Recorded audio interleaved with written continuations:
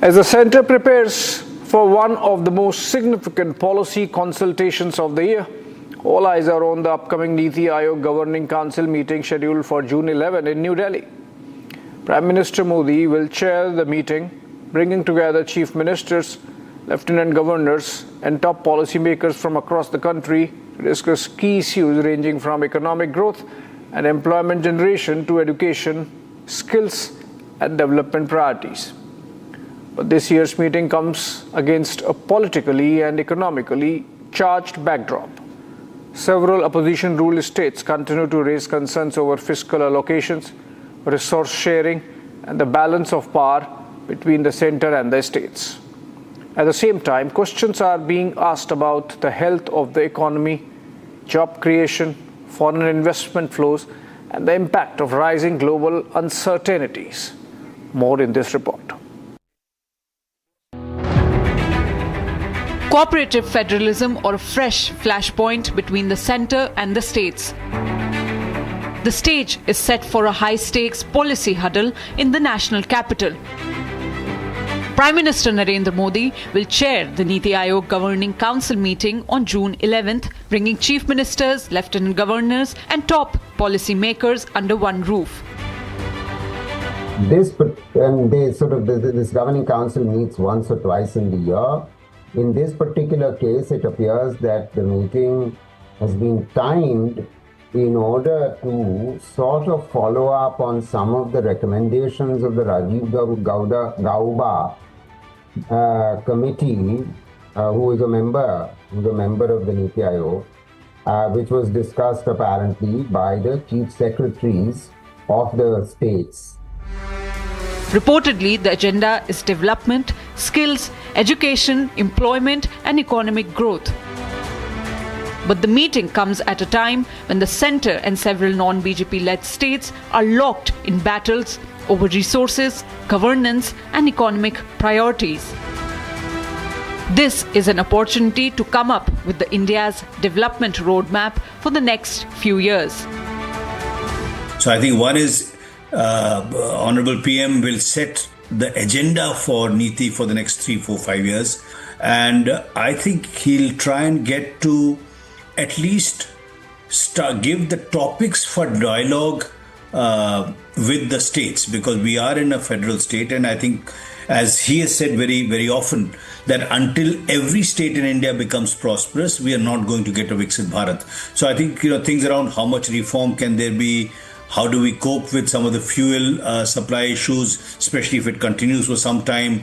I think he'll set some of the 3, 4, 5 challenges that the economy is facing and how we are going to tackle them.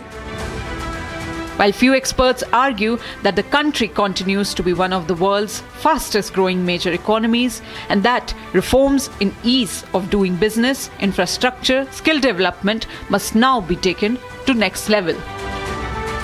The forum could be used to build consensus on a long-term strategy for jobs, investment and human resource development. We have a GDP that is fast growing amongst the major economies. The fact is that there remains a lot of ease of business that is being done. But along with that, I do think he has a couple of points that he makes which I think are important. One is around predictability of policy, and second is around retrogressive application of taxes. Some critics argue that the headline GDP numbers do not reflect the ground reality. So it's overestimating the GDP growth rate. So that's one point. The second point is, so the GDP growth rate is nowhere close to what the government is claiming it is. Secondly, the proof of the pudding is that jobs are not growing. And because non-farm jobs are not growing, what is happening is that millions of workers have gone back and are still dependent on agriculture. Clearly. Thirdly, foreign portfolio investment has been flowing out for 18 months. Fourthly, net FDI is practically zero now for the last 2 years. They point to the concerns of employment generation, slow private investment, weak foreign capital inflows, and possibility of fresh inflationary pressures if global fuel prices continue to rise.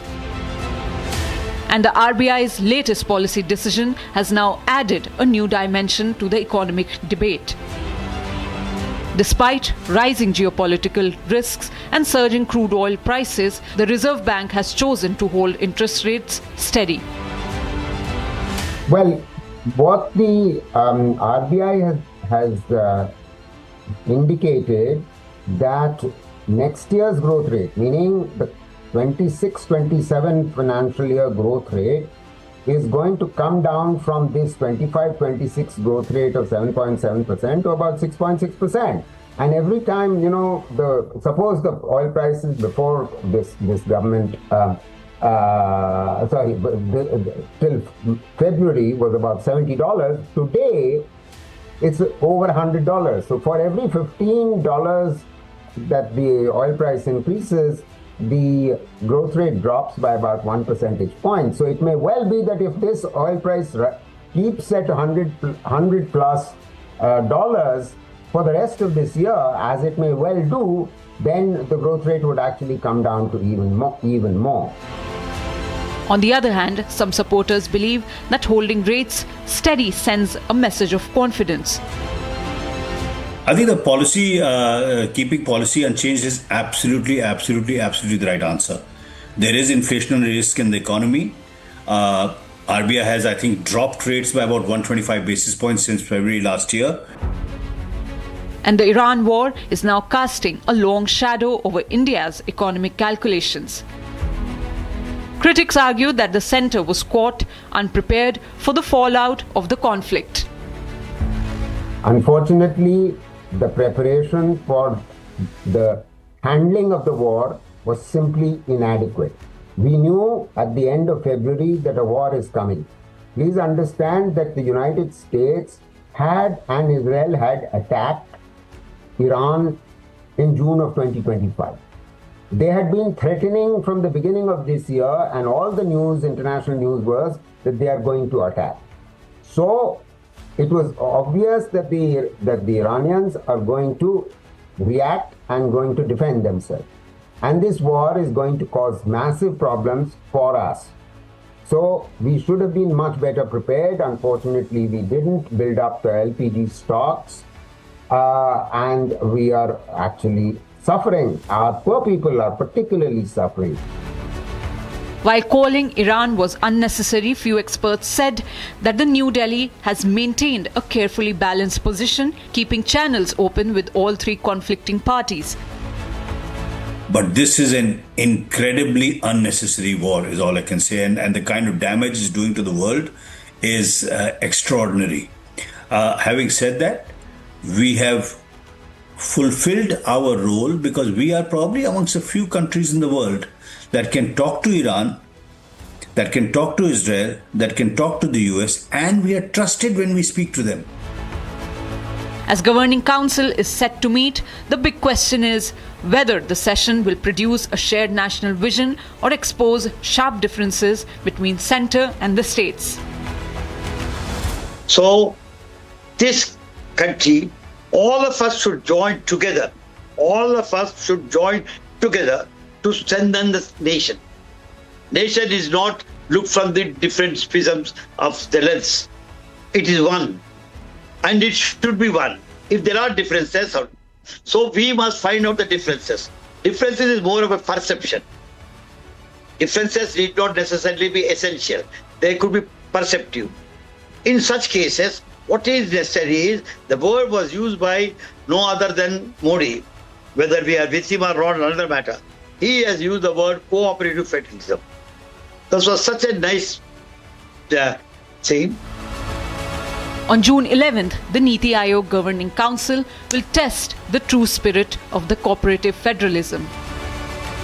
Will it deliver consensus or a confrontation?